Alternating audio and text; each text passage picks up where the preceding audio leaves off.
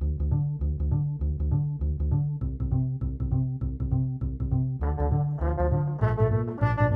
to Jelly Trumpet!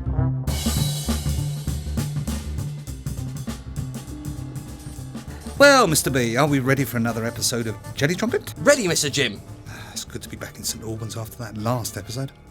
I'm looking forward to talking all things creative. Expanding people's imagination is very fulfilling, you know. Yes, it is. We don't want the podcast running out of control. No, we don't want that. Should we get started? The button. Have you seen my new keyboard? It's Japanese. I'm not sure that's a good idea. And what have you done to the coffee machine? Tinkering. Just tinkering, Mr. Jim. Why have you put tank tracks on our coffee machine? CMAC. CMAC? What? It's called CMAC now. Could come in handy. I've adapted it. You've adapted a coffee machine to do what precisely? Science and... Coffee. If only Nigel knew another tune. It's not easy to teach a squirrel the size of a St. Bernard new tunes, you know. Especially when his instrument of choice is the bongos. Your Majesty. Your Majesty. Arrêtez ça, Nigel. We'll have to take her back, you know. Yes, we'll have to take her back. I'll miss her. She's the only one that Nigel listens to. Right. After the show, steer a course for medieval France, 1150 AD. Queen Eleanor can go back to ruling the Aquitaine. Righto. And Mr. B, did you furnish Her Majesty with a fanfare? No, it's an app on our iPad. Oh, she's going to miss it. The iPad? Nigel. The show is ready. Hurrah!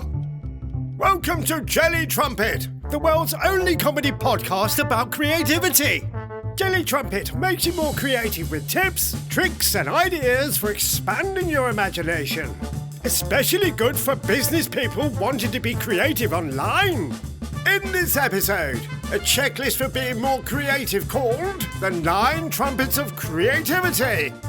Our 4th trumpet is Magnify, Minify.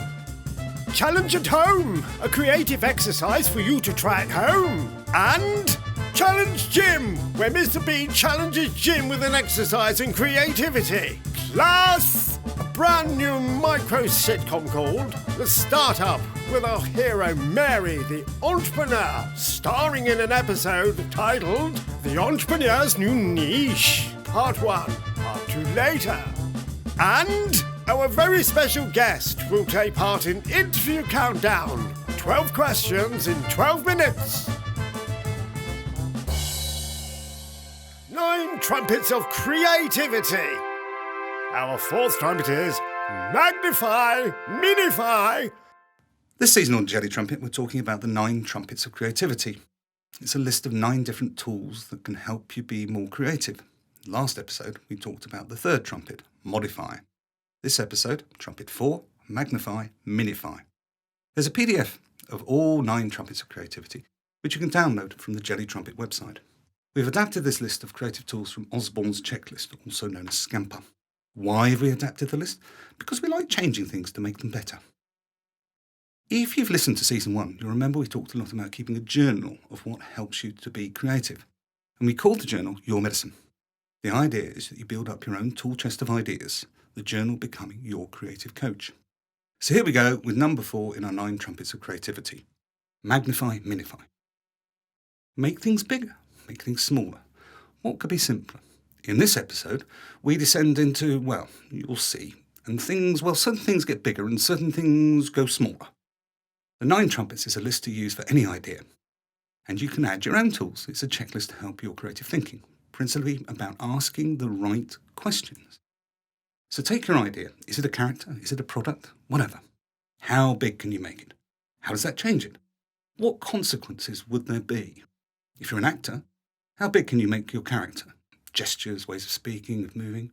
If you're a digital marketing person, how big can you make your idea? Can it take on Facebook, Instagram?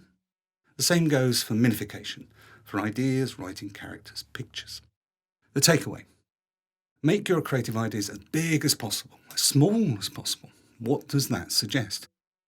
If the answer is not much, then move on to the other Trumpets of Creativity, but give it some time before dismissing.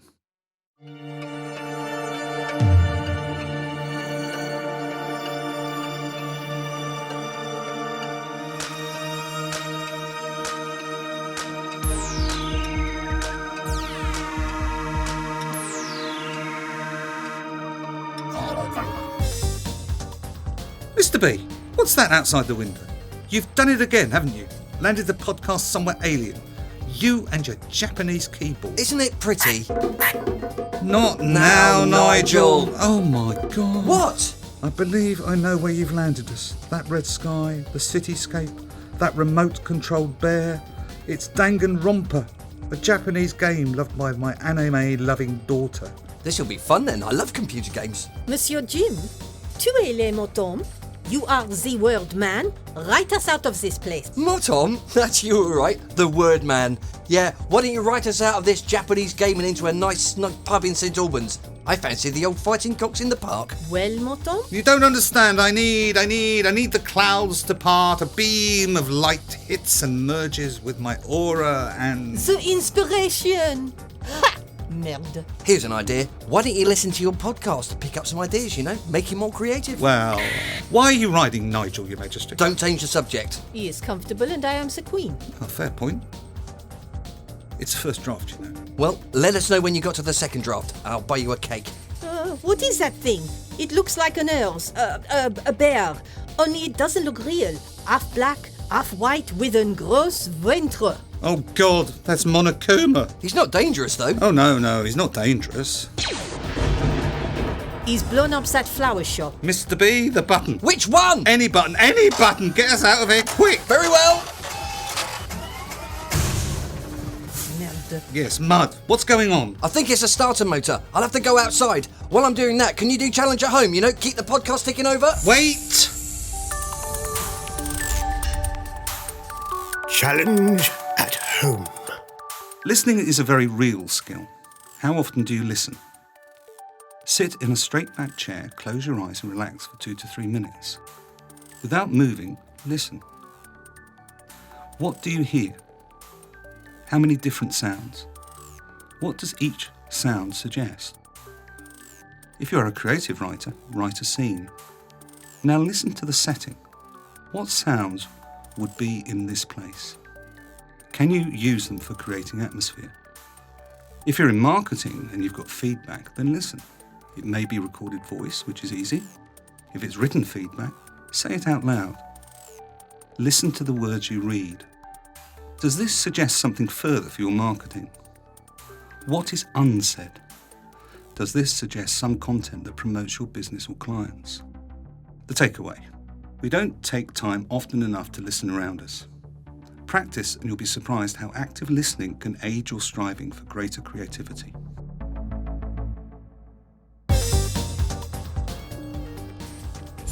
Mr. B, are you all right? All good. However, the starter motor isn't. How do you know that? Because it's not there. Nigel, ici. Where's it gone? Well, that's the problem, Jim. That's the problem when you do a show that's a first draft. We'll have to find it. How do you suggest? Put an ad on Facebook? Kind of just dropped off. Yes, it can. Why'd you say that? Because it has. Well, this is getting out of hand. It's like someone else is writing Jelly Trumpet. Oh, les motos, mon cul. Nothing for it. I bet one of those characters in the game has swiped it. We'll have to track it down. Yes, we'll also have to be careful. Why? Animations can't harm. You were saying, Motom? Well... Come now. I have trained Nigel to be a sniffer squirrel. What? Nigel will sniff out the motor. We come back. We leave. Facile. Well... How difficult can it be? Now, what does a motor smell of? Oh, well, that's easy. It smells of motor. A bit of oil, some stardust, and a hint of cherry jam. Bon, Nigel. Nigel, cher. I'll be with you in a minute. Don't look at me like that. We still have a show to do, even if we are trapped in a Japanese computer game from 2010. The show must go on. Now I think all I have to do is click on the play button. The Startup, a micro sitcom. Meet Mary, the entrepreneur, going about creating an online business. The scene, Mary's home office, the spare bedroom. In this episode, Mary the entrepreneur chats with her best friend Bev over Zoom about a new business idea. Beverly is connecting to sound. Hi, Bev? Bev, can you hear me? Bev, I can't see you. Bev, switch the video on. That button. Looks like a lozenge with a funnel on it. You mean the camera icon? That's right, a camera. Wait, what's that? It's my breakfast Prosecco. And pancakes. They are vegan. I've got something to show you. What's that you're holding up? Is this another on-the-go cake mix for your bodybuilder's cake brand? Murder cake for the bodybuilder who likes cake, packed with protein you can murder. Yes? No.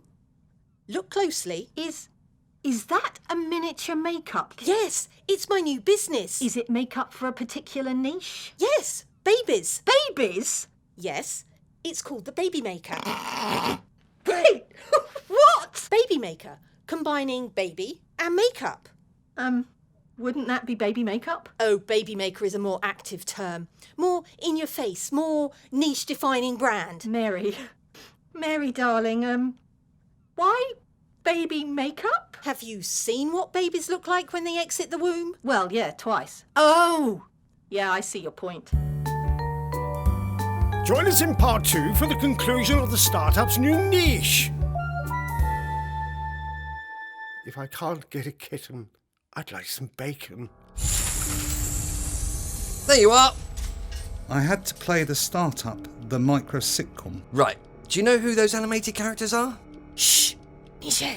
I believe they're called the Warriors of Hope. They look sweet. Oh, wee, sweet girls. What are they? Oh, they're murderers. Right. We'll avoid them.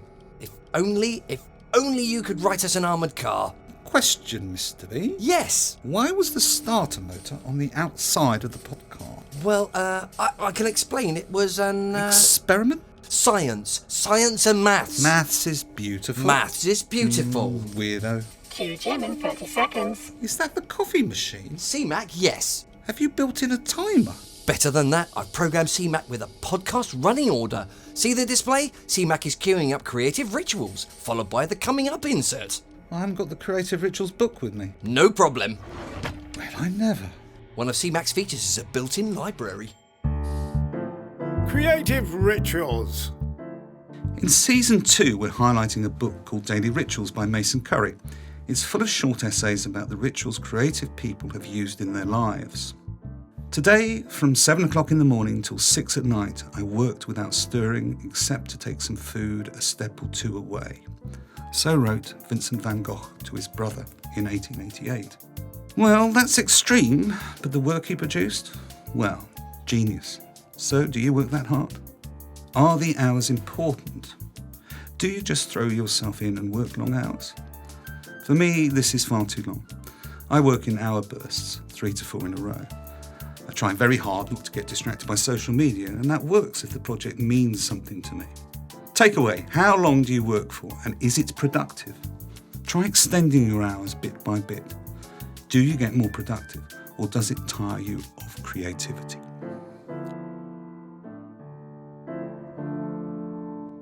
Coming up, interview countdown. Challenge Jim. Mr. B will issue Jim a challenge. And list of the week. Sponsored by Conversion Detectives, the really creative digital marketing agency. Search Conversion Detectives. I'm a trained artist, you know, Sharon. What's that noise? What are those pink puddles? Pistachios. Don't be silly. Pistachios are green and aren't liquid. Well, they could be with some science. Blood. The Danganronpa game uses pink to represent the red of blood. Manger, Nigel. Why are you feeding Nigel pistachios? He didn't like the bagels. They were wretched bagels anyway. We must find the starter motor, chaps. Now I've got pink all over my lab coat. Lucky you. Why are you feeding him anyway? He has to keep his strength up if he is to, quest. This stain will never come out. Well, use some science then. We must continue our search for the starter motor, return to the podcast, and exit. Quite right. Wait. Bagels. Reminds me of something. Ma chère, en avant, Nigel. Bagels.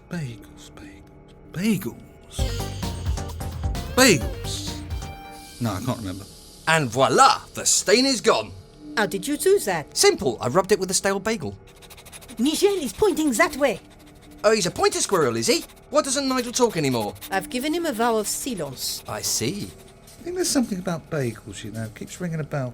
Well, we need to have some caution in this place. It's very colourful. I think it's like walking through a pop-up painting. Oh yeah, very pretty.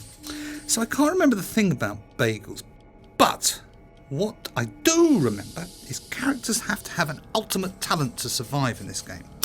We'll all need an ultimate talent. Mr. B, what is your ultimate talent? Hindsight. That's not much good. I know that now. Didn't we use this gag before, Mr. Writer? It's called recycling. Your Majesty, what is your ultimate talent? Queen. Fair enough. I shall be the ultimate word man, Le Mot Homme. Obtaining ultimate gizmo status. Okay, I'll be the ultimate scientist. Okay, ultimate writer, Your Majesty. Still Sorry? queen. I think another talent would suit you better, Jim. I can't do anything else. How about cooking? You like cooking? All right, I'm the ultimate cook. Nigel, arrêtez! Why does he run off like that? Oh no! Nigel, pistachios! What? Look! Time for challenge. Jim! Challenge Jim! It's Challenge Gym time. This episode, you have 1 minute and 8 seconds to come up with a story idea for a computer game. Not Japanese. You must introduce the three main characters, name them, and tell us a short bio. Okay, go. All right, so I would call this the Rubbish Pickers, or the Rubbish Pirates, perhaps, etc. Because I don't like rubbish, and it should be picked up. Everyone you see some rubbish, pick it up, put it in a bin. And I'd have the three characters. I'd have Sydney, middle-aged Pollock. Sydney Pollock, middle-aged, and he would have a limp, he would have an eye patch, and he would speak in only Italian. And would they put their rubbish in exploding bins? Mostly in their pockets. Big pockets. You have to big collect pockets. that before you get to the big boss. And then second, we'd have Dolores. She's American. She's a chat show Could host. be played by Kate Blanchett. There's a lot to love. 30 seconds. And she would collect apple cores and orange peels because she's fruity. And then third of all, we'd have Bodmin. Bodmin Moore. Bodmin Moore, yeah, Bobby Moore's grandson. On bongos. And bongos, just like Nigel. And he would pick up only crisp packets. And he would put the crisp packets 10 into seconds. a big box and he'd send them to Gary Lineker with some leaves. On FedEx. FedEx, of course, because he'll get there next day. 3, and then Gary Lineker 2, would tweet about 1. it. So the Rubbish Pirates, everyone. Tony's word of the episode. Tony's word of the episode. Tony's word of the episode. Anti-disestablishmentarianism. Anti-disestablishmentarianism. Thank you, Tony. The definition of which is anyone that disagrees with Facebook. This really isn't working, Jim. Tony's word of the episode. Tony's word of the episode. And now we have We Paint Houses with their song, Running From Myself.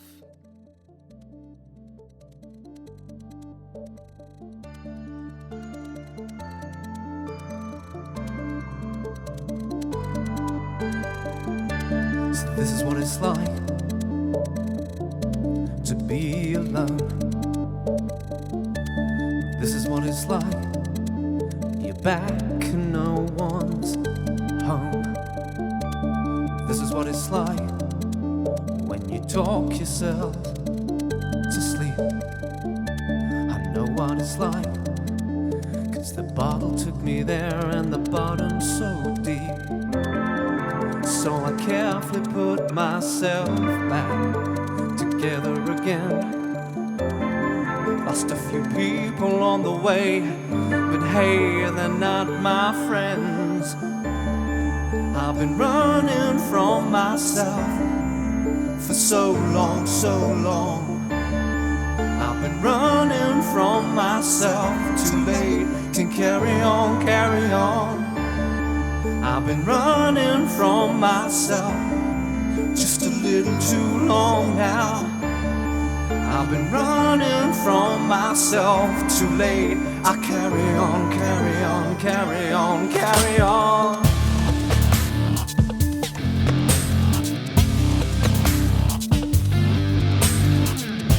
I know what it's like to reach the end. What it's like to get up and start all over again. Know what it's like when there's nowhere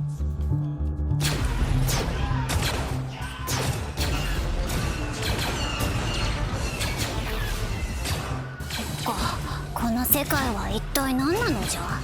Who is the mystery Japanese girl?